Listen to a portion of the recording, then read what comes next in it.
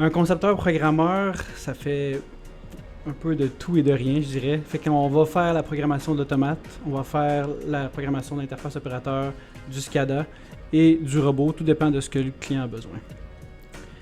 Ça va comprendre du début du projet jusqu'au choix du matériel, choix de la technologie, choix du procédé qui va être en place, jusqu'à la programmation, la conception, jusqu'à la mise en service, puis ensuite le support pour les futurs projets.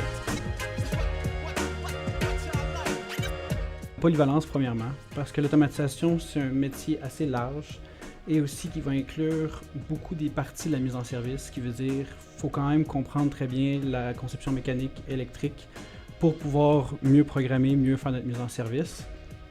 Et très souvent, les clients vont avoir des technologies différentes et leur propre technologie qu'ils veulent utiliser. Donc des automates différents comme Rockwell, Omron, Schneider, Siemens. Il faut qu'on puisse être capable de faire notre travail avec un peu tout ce que le client a besoin. La deuxième compétence, j'irai avec la rigueur.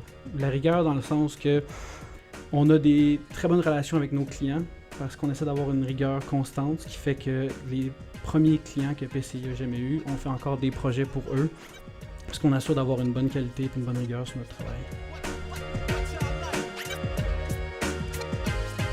En général, ça va toujours commencer par un café.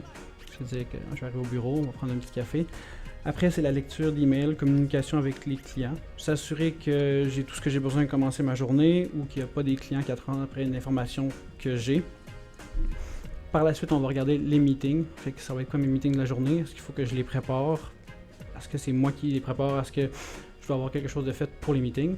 Pour ensuite arriver sur les priorités. Ce qui veut dire qu'on va faire les tâches par rapport aux priorités en cours. C'est-à-dire les deadlines, fait que ça va être de la programmation, des dessins électriques, une liste de pièces qu'on a besoin de commander parce que les délais de livraison sont rendus très longs. Ça va vraiment y aller comme ça pour le reste de la journée.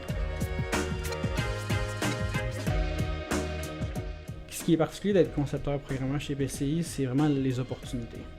Donc, on est vraiment plusieurs concepteurs-programmeurs et on fait pratiquement tous des choses différentes selon ce qu'on aimerait mieux faire. Pour mon cas, je suis arrivé chez PCI, ils avaient besoin d'une demande. Ils avaient une demande pour de la conception électrique.